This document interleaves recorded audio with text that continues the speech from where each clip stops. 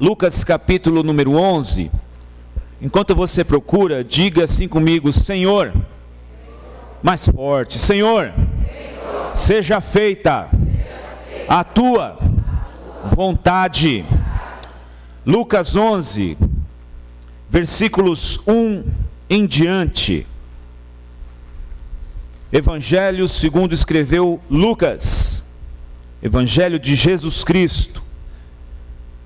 Diz assim a narrativa: e aconteceu que, estando ele a orar num certo lugar, quando acabou, lhe disse um dos seus discípulos: Senhor, ensina-nos a orar, como também João ensinou aos seus discípulos.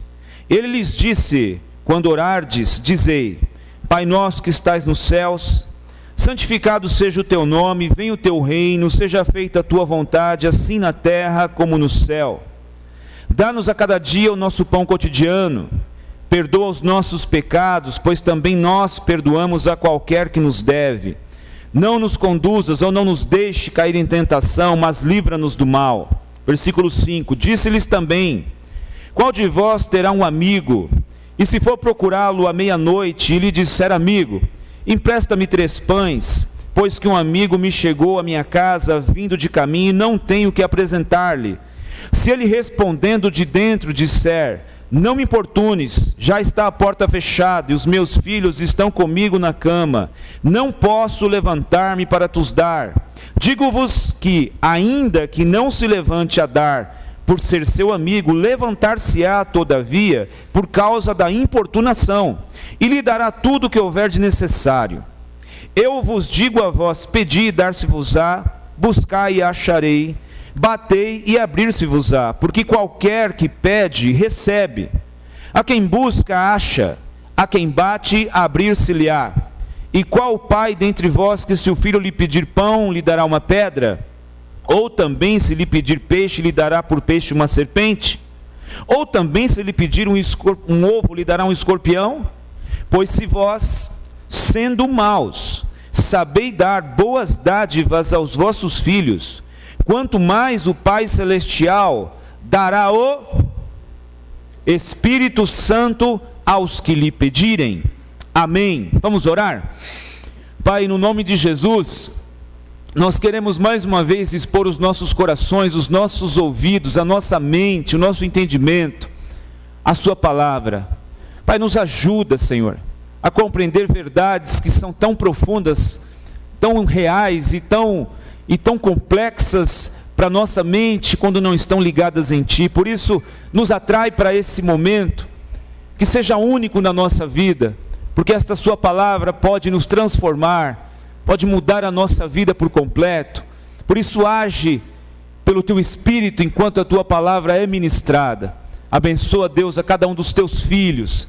Nos ajuda, Deus, para que não andemos, não conversemos com o companheiro do lado, para que estejamos com a mente aqui, porque o dia de amanhã, da segunda-feira, não é agora, agora é o momento que nos interessa. Por isso nos ajuda a não sermos roubados pela ansiedade da semana que vem, e também pelas tribulações que passou da semana passada. Nos ajuda a estar inteiros aqui. Amém e amém.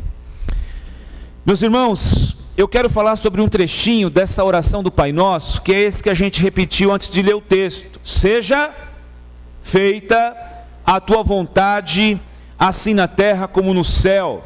Na sexta pela manhã eu estive num retiro de jovens em Suzano, e o tema que eles colocaram foi esse. E eu não sei quanto a eles, mas para mim foi muito especial. Eu não sei o quanto e de que forma Deus pode ter falado aquela juventude, aquele grupo de pessoas, aquele grupo de irmãos, mas a mim foi muito especial. Aí eu falei: eu vou falar isso no domingo. Eu estava meditando em outras coisas, mas foi muito especial, eu quero compartilhar também com vocês. O assunto aqui sobre a oração do Pai Nosso, ele é encontrado em 2 contextos diferentes, aqui em Lucas 11 e em Mateus capítulo número 6. São situações distintas. Em Mateus, Jesus está trazendo as bases da nova aliança, as bases do Novo Testamento. Ou seja, tudo que Jesus vai pregar, que os apóstolos vão ensinar, que o Pedro, Paulo, Tiago, João vão escrever, encontra base em Mateus 5, Mateus 6, Mateus 7. são as bases de um novo testamento. E ali Jesus vai mencionar a respeito da oração. Quando vocês orarem, não façam como os hipócritas, que gostam de orar em público.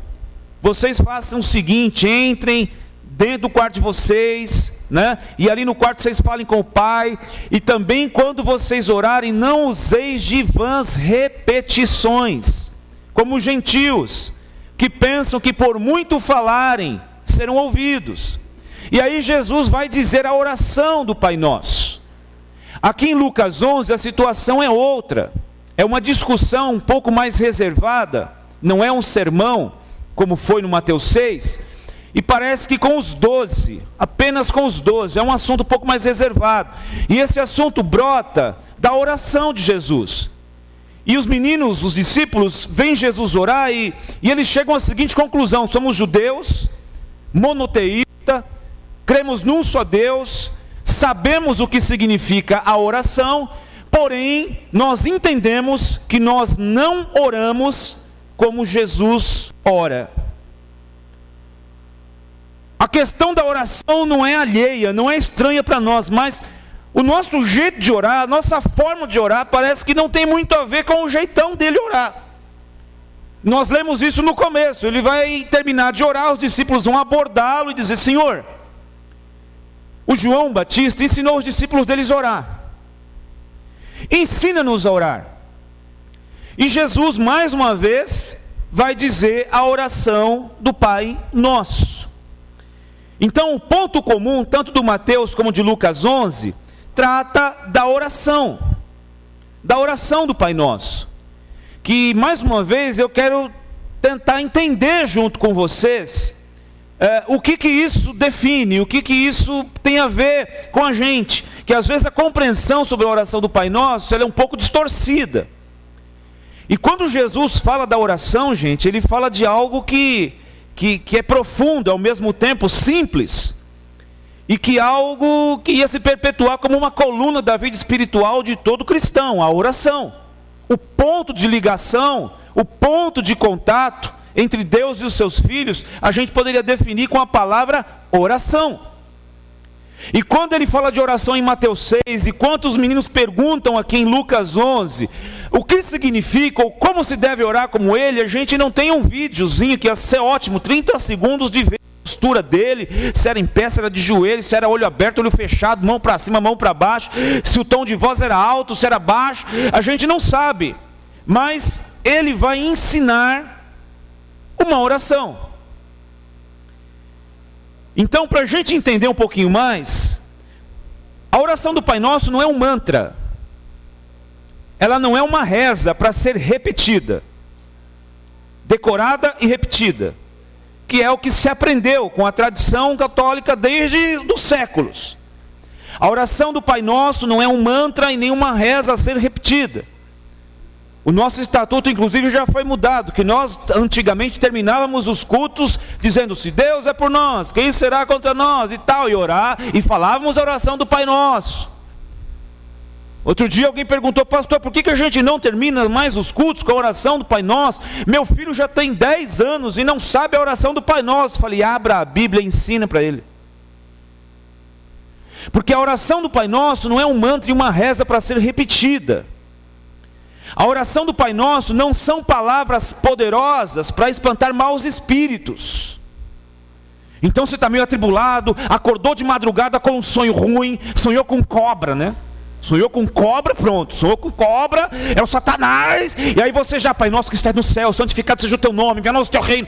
A oração não são palavras, a oração do Pai Nosso não são palavras repetidas para espantar os maus espíritos, os maus fluidos, não é isso.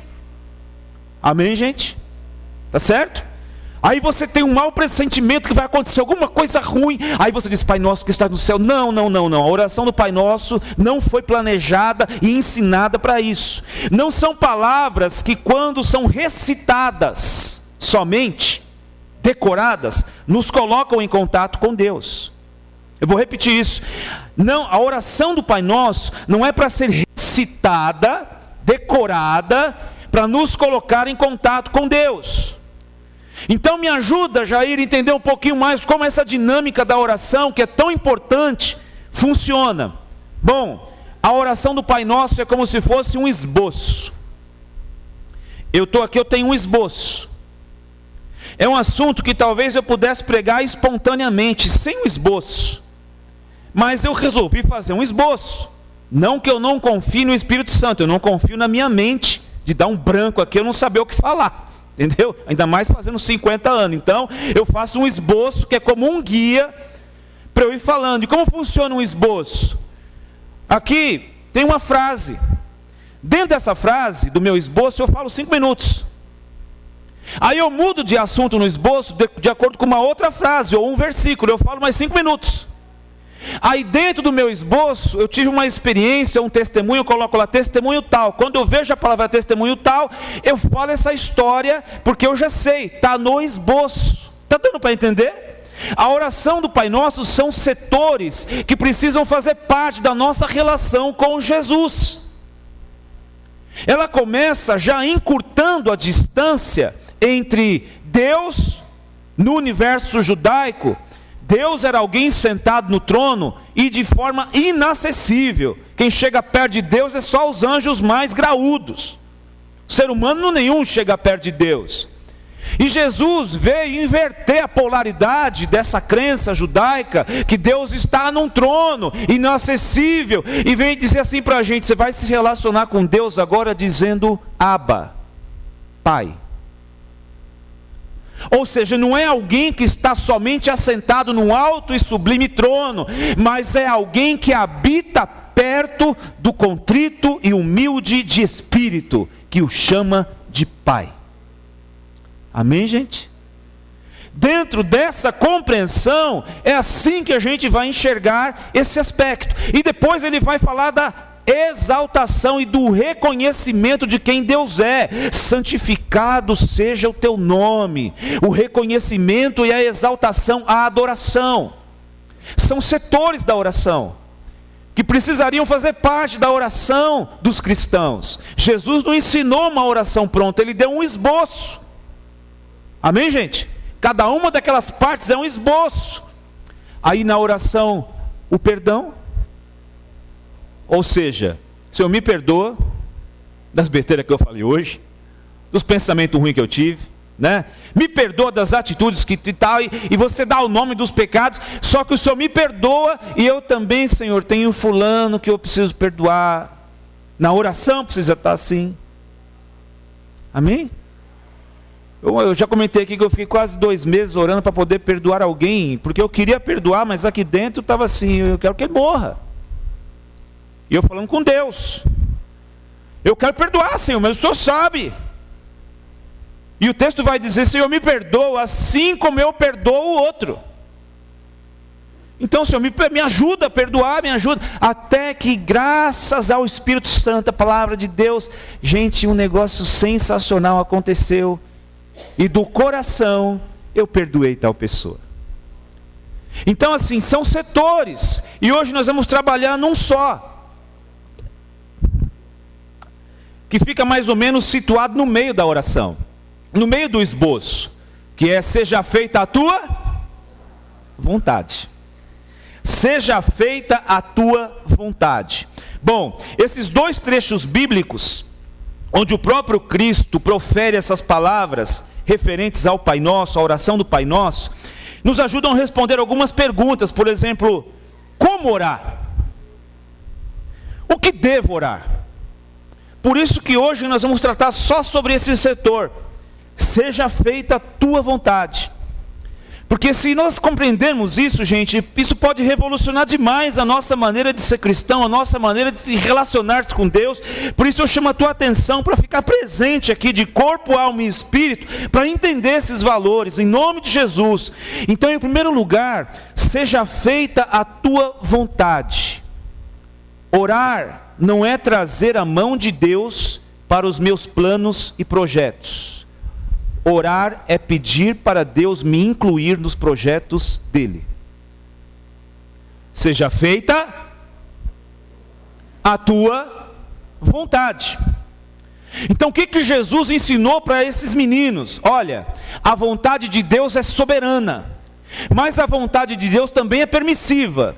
Ou seja, como funciona essa dinâmica, Jair, de oração, de vontade soberana e permissiva? Bom, vontade soberana é aquilo que Deus planejou, é aquilo que é inerrante, é aquilo que em tese deveria acontecer na vida de cada um de nós. E o que é a vontade permissiva? Bom, é aquilo que Deus permite que a gente faça. Ou seja, de querer ou não. Por que você está aqui sentado? Porque você quis. Se você não quisesse, Deus ia te arrastar, botar numa coleira, vai para o culto, isso faz bem para a sua vida, você tem que ouvir o evangelho. Não, se você não quisesse, você não vinha, porque Deus permite.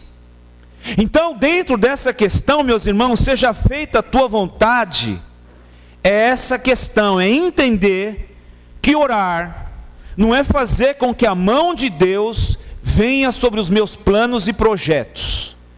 Orar é entrar nos projetos que são dele. Amém, meus irmãos? É isso. Em segundo lugar, quer dizer, ainda em primeiro lugar, né? Porque a gente vai sendo ensinado e vai lendo livros e vai ouvindo aqui e acolá, e algumas coisas vão ficando meio esquisitas diante da verdade da Escritura. Então parece que a gente está no Evangelho e na igreja evangélica a gente aprende que a vontade de Deus é entrar nos nossos projetos e dar conta deles. É ou não é? Por exemplo, tem o Provérbios capítulo 16, versículo 3, consagra ao Senhor todas as tuas obras e os teus planos serão bem-sucedidos. Está no versículo 3 do Provérbios 16. Aí a gente entende, como eu entendi um dia, que eu tenho que orar e pedir, para que Deus entre com a sua mão e realize aquilo que eu estou planejando. Mas o que Jesus quis ensinar aos seus filhos e seus discípulos é que orar não é trazer a mão de Deus para os meus planos, mas é incluir-me nos planos dele. Segundo lugar, seja feita a tua vontade, tem pouco a ver com esforço pessoal, mas tem absolutamente tudo a ver com rendição. Seja feita a tua vontade, tem pouco a ver com esforço, mas tem tudo a ver com rendição.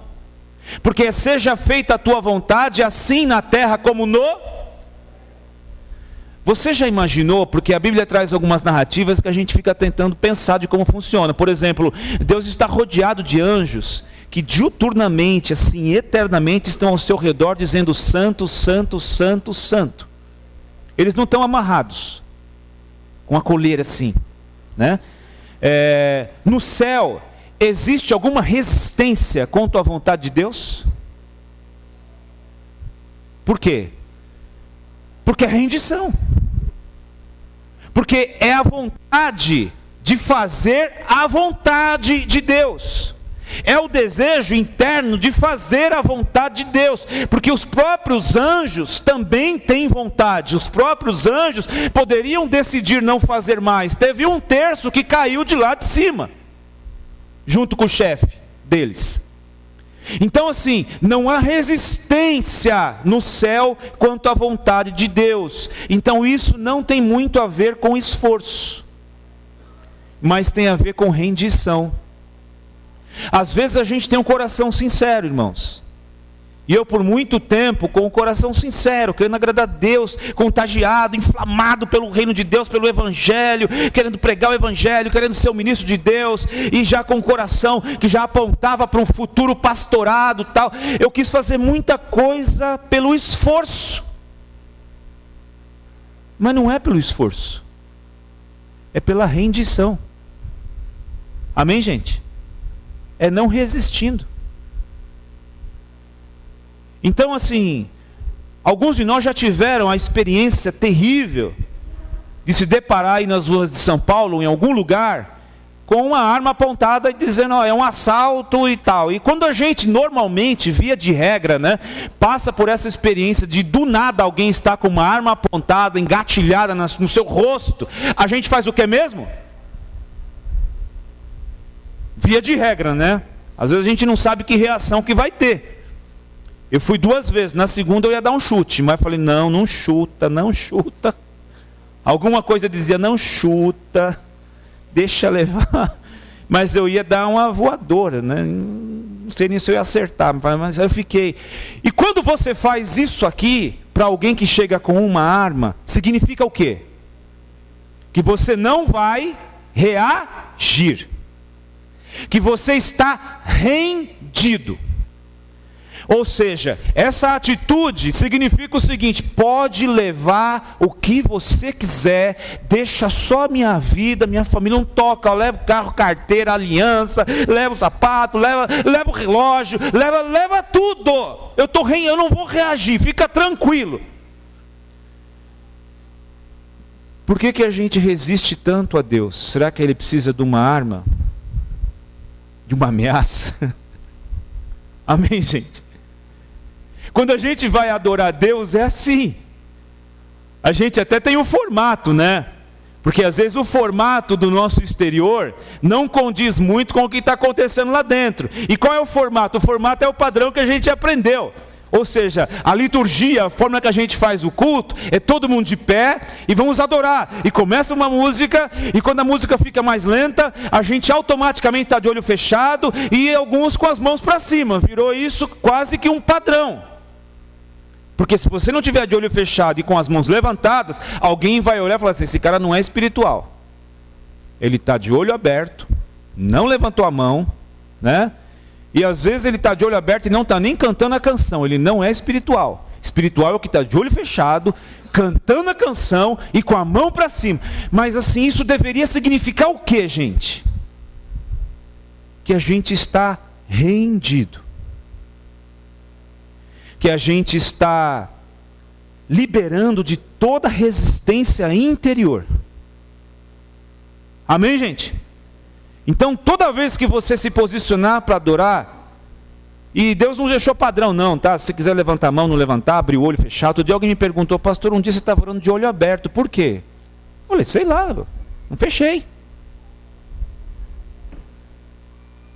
Porque parece que tem que ter um padrãozinho, quadradinho para tudo. Não, a gente inventou alguns padrões que são bons, outros nem tanto, mas as pessoas parecem que beatificam, santificam as coisas. Então, quando você levanta as suas mãos para adorar, em tese significa dizer o seguinte: Senhor, eu estou rendido ao Teu Espírito.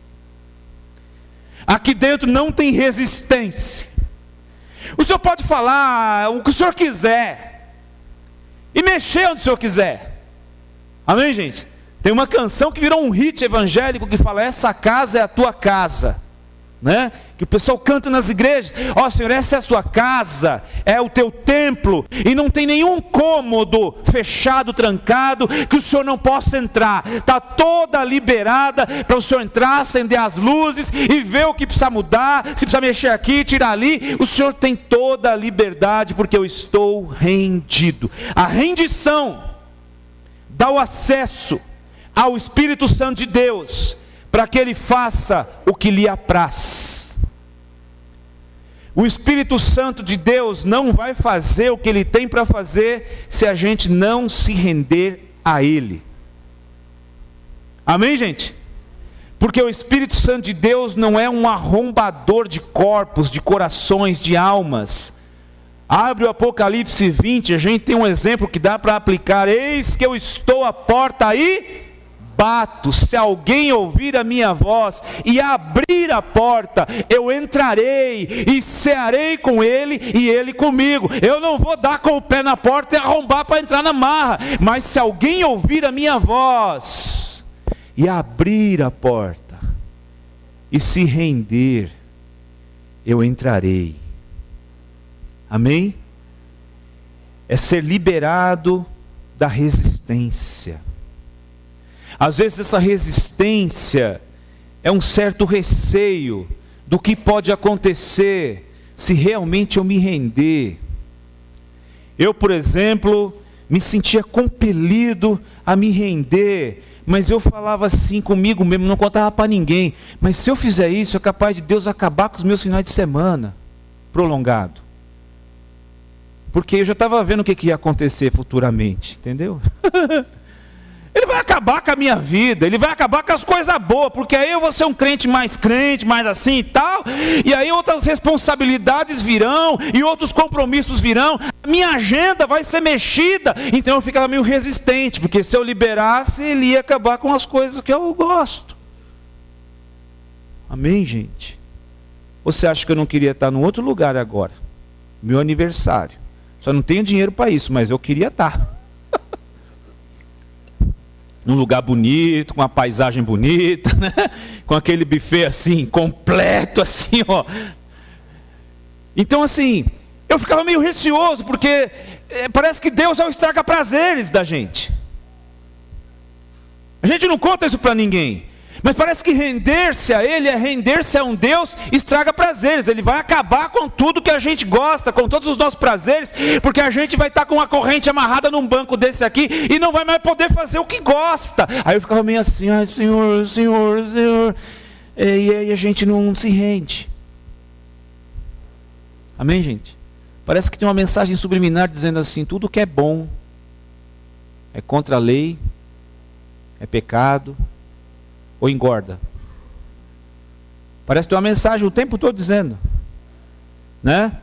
Que o que é proibido é que é melhor, que é mais gostoso. Então assim, gente, bendita coisa foi render-me a Ele. Bendita coisa. A mais bendita talvez que eu possa ter feito é ter me rendido a Ele. De fato, muita coisa que eu receava realmente aconteceu. Mas Ele não foi um estraga-prazeres. Amém, gente? Porque eu me sinto satisfeito. E tem mais, eu continuo me rendendo. Eu continuo nas minhas orações desejando render-me. E dizendo esta frase: Senhor, faz a tua vontade. Seja feita a tua vontade. Faz a tua vontade. Então, gente, lembre disso. Seja feita a tua vontade não é esforçar-se. Às vezes eu cheguei aí em monte orar. Subia no meio da lama, escorregava, aí chovia, ia lá no monte, berrava, descia de lá rouco, com lama nos pés, entendendo que eu tinha que ir lá para buscar Deus, buscar a vontade de Deus. Gente, é render-se. Tem pouco a ver com esforço e muito a ver com rendição. Terceiro lugar, seja feita a tua vontade, é atender de verdade, gente, o chamado de Jesus dizendo: segue-me. Inclusive o módulo 2 do discipulado, o tema da revista é segue-me 1, né? É atender o chamado de Jesus dizendo: segue-me. Mas aí a gente pergunta, para onde que ele estava indo, que ele disse para o pessoal segui-lo? Segui-lo para onde? E segui-lo para quê? Mas ele disse assim: segue-me. Aí teve uma vez que disse: Senhor, eu te seguirei por onde quer que fores. Jesus falou: tem certeza, moço? As aves dos céus têm os seus ninhos, as raposas têm os seus covis, mas o Filho do Homem não tem aonde reclinar a cabeça. E aí, bora? Aí o moço falou: eu vou dar uma pensada. Eu vou dar uma pensada, eu vou fazer umas contas, eu vou verificar, né? Então seguir para onde? Para onde Jesus estava indo? Jesus estava seguindo, dizendo: segue-me. Ele estava indo para a cruz. E ele estava indo para a cruz fazer o que lá? Morrer. Seja feita a tua vontade é aceitar o chamado de Jesus dizendo: segue-me. Segue-me para onde? Para a cruz. Para fazer o que lá? Morrer. A morte de Cristo não, aquela morte foi só para Ele, para nos dar vida, mas morrer para nós mesmos, morrer para o nosso eu, morrer para o nosso ego, morrer por aquilo que a gente acha, pensa. Amém, gente? Porque o Luiz até mencionou num trecho da mensagem aqui da ceia domingo, é um achismo, um axiologismo que às vezes a gente tem, que a gente vai montando um evangelho pessoal nosso, misturado com um pouquinho de Bíblia. E a gente vai achando um monte de coisa. conhece 3, 4 versículos e a gente monta um evangelho misturado com alguns versículos que nos convém e vai achando o resto. Não, Jesus disse: segue-me. João 12, versículo 24 diz assim, que se o grão de trigo caindo na terra não morrer, fica ele só, mas morrendo dá muito fruto. No capítulo 15 de João vai dizer assim: não fostes vós que escolhestes a mim, eu vos escolhi a vós, para que vades e deis fruto, e o vosso fruto permaneça, a fim de que o Pai seja glorificado no Filho, e a fim de que tudo que pedirdes ao Pai, Ele vô-lo conceda.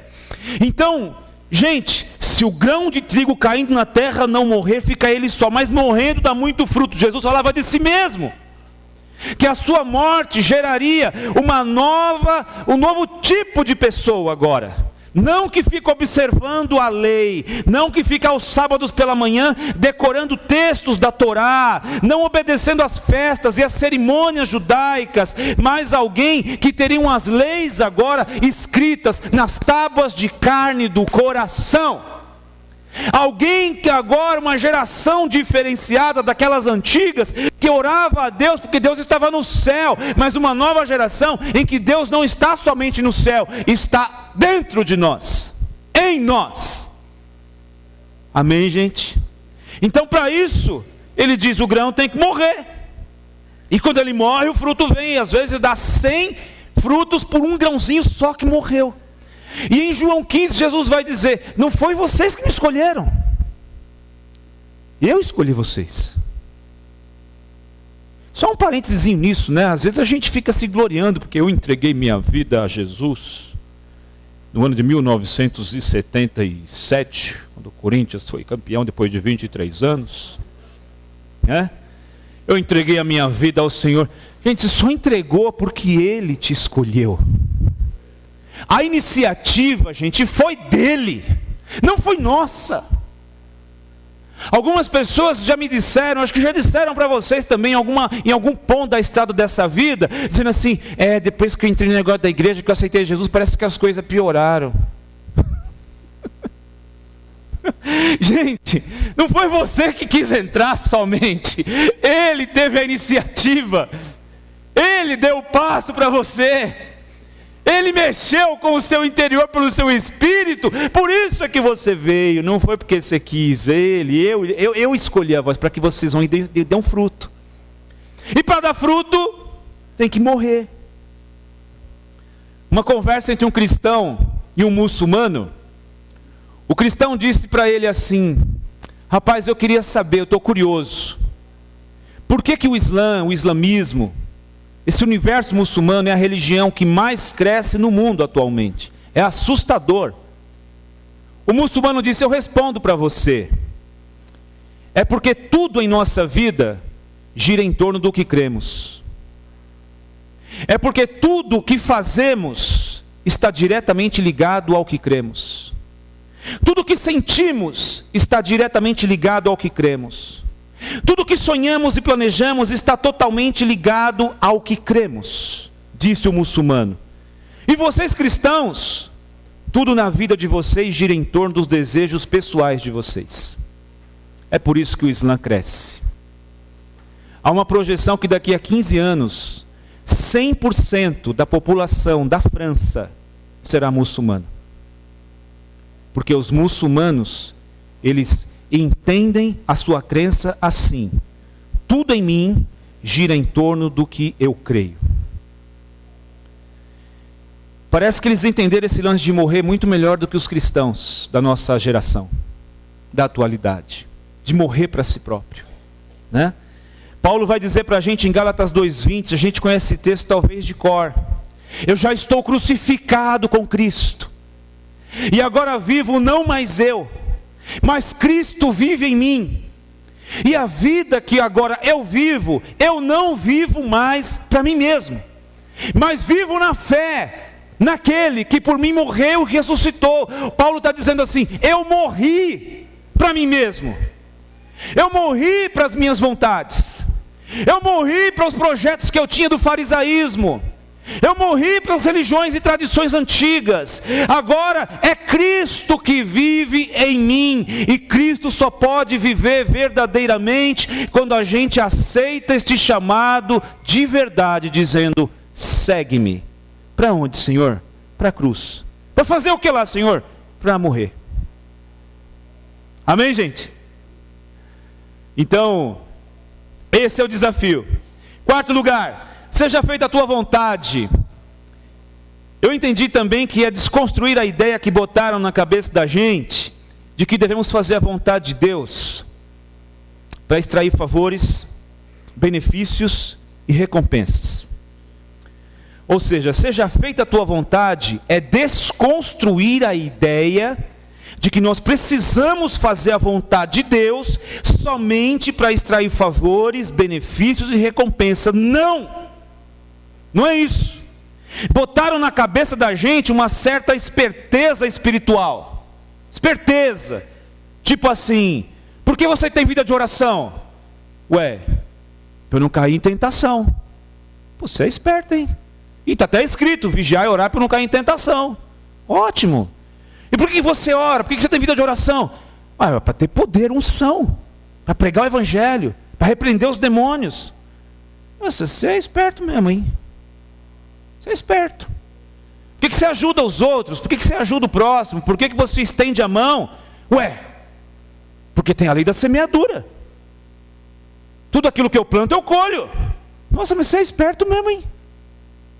Esperteza, gente. Colocar essa esperteza espiritual em nós. Porque você oferta e dizima pela mesma coisa, a lei da semeadura. Eu estou semeando no reino para colher 100 por 1. Nossa, é esperto. Enfim, o negócio é andar direitinho, segundo a cartilha do bom crente, para ser abençoado. Inclusive, gente, meus esboços que eu falei para vocês outro dia que eu joguei fora, era tudo assim, minhas pregações. E um monte de vocês dava glória a Deus. 7 mergulhos de Naamã, era assim, umas coisas assim. Primeiro mergulho, da humildade. Segundo mergulho, do não sei o que lá. Terceiro mergulho, do não sei o que lá. E no 7º vinha a recompensa, lógico. Ou seja, vamos andar segundo a cartilha do bom crente. E fazer de tudo para estar na vontade de Deus. Porque aí vai chover na nossa horta. Gente, ensinaram nós a ser espertinho. Jesus, quando disse: seja feita a tua vontade, não foi isso que ele quis dizer. Seja feita a tua vontade de desconstruir essas colunas. Eu colhi um pedacinho, mais um pedacinho do livro Cristianismo Puro e Simples de C.S. Lewis. Preste atenção, por favor. Deus não precisa da minha oração, sou eu quem preciso dela. A oração me aproxima de Deus, revela minha dependência dEle, minha fome e sede por sua vontade, por sua presença, por seu reino e por sua pessoa. A oração muda principalmente a mim, a minha visão a respeito de Deus, a minha visão a respeito do próximo e a minha visão a respeito das circunstâncias da vida. Eu acho que tinha que ser por aí que a gente tinha que entender. Eu vou repetir: Deus não precisa da minha oração. Deus não precisa da minha oração. Sou eu quem preciso dela. A oração me aproxima de Deus, revela a minha dependência dEle, a minha fome e sede por sua vontade, por sua presença, por seu reino e por sua pessoa. A oração muda principalmente a mim, minha visão a respeito de Deus, do próximo e das circunstâncias da vida. A oração, gente, é para nos levar para perto de Jesus, para um relacionamento com Ele, onde o Espírito Santo tem acesso e aonde as palavras que a gente vai aprendendo, Ele vai nos capacitando a colocar em prática, e uma vida toda torta vai sendo transformada pelo poder do Espírito Santo. É isso!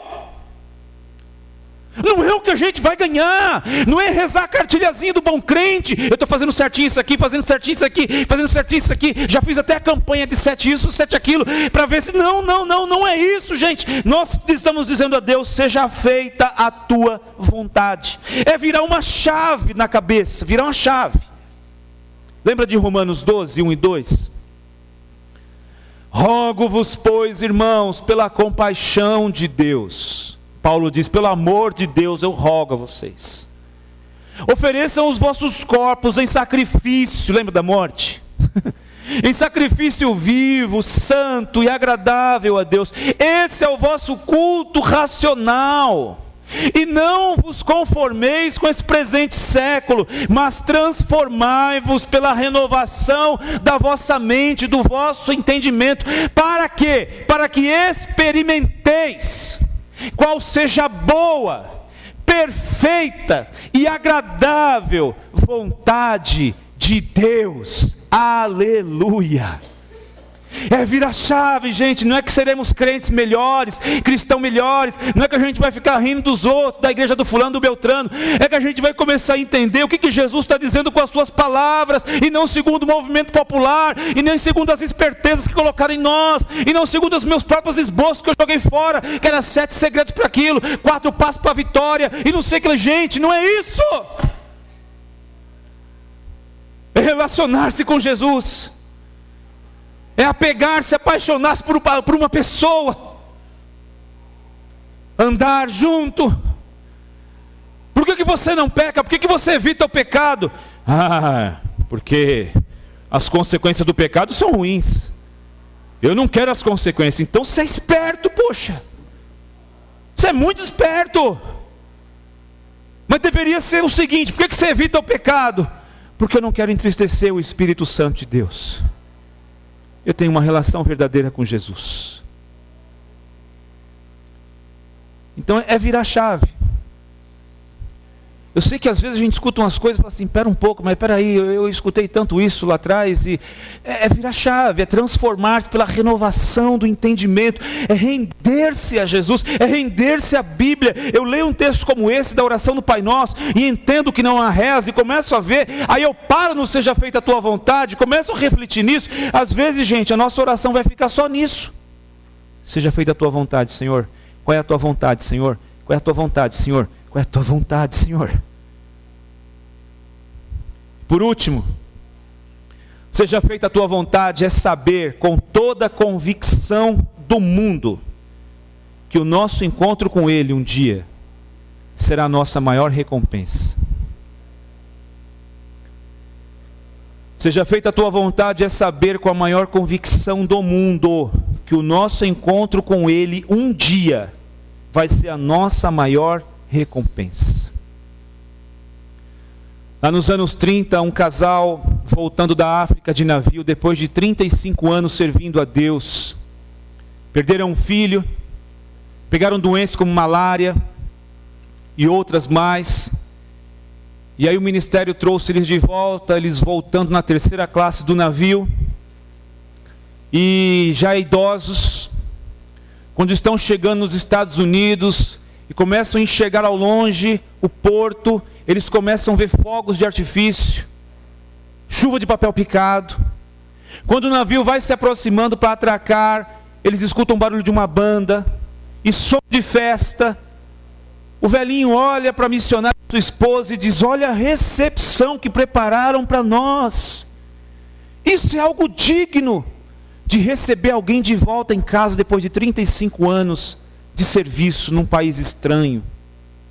Isso é um modo digno de receber alguém que deu a vida, que perdeu um filho, que pegou malária e tantas doenças por causa do reino de Deus. E aí o navio atracou. Eles estavam na 3ª classe, desceu a 1ª classe, desceu a 2ª classe, quase 2 horas, 2 horas e meia desceu a 3ª classe. Quando eles desceram do navio, não tinha banda, não tinha fogos, um monte de papel picado no chão. Um olhou para o outro, saíram em silêncio, foram a sós para sua casa, abriram a casa 35 anos fechada, tudo empoeirado, tudo sujo. A esposa foi tentar fazer algo para eles comerem enquanto ele punha as coisas em ordem, e de repente o missionário teve um surto, velhinho, e disse: isso não é jeito de receber alguém de volta para casa, depois de 35 anos. Isso não é maneira de receber alguém que perdeu um filho, que pegou malária e que viveu tantas dificuldades. Essa não é a recompensa de alguém que entregou a vida pelo reino de Deus, ser recebido dessa forma. A esposa se virou na pia e disse: O meu Senhor sabe de todas as coisas, meu bem. O meu Senhor sabe. Aí ele ficou mais bravo ainda e diz: então faz o seguinte, pergunta para o teu Senhor se essa é a maneira de ser recebido depois de tanto tempo, 35 anos servindo a Deus, de perder um filho e pegar malária, e saiu e bateu a porta, e a mulher ficou sozinha. 2 horas depois ele voltou, abriu a porta com uma certa grosseria, a mulher ainda na pia. Ele diz ironicamente, jocosamente: e aí, mulher, já perguntou para o teu Senhor se essa é a maneira de ser recebido na volta para casa, depois de tudo que a gente fez por ele, pelo seu reino? Ela olhou e disse: eu perguntei. Ah, é? Ele respondeu? Sim, ele respondeu. Ah, é? E o que foi que ele respondeu? Que nós ainda não chegamos em casa.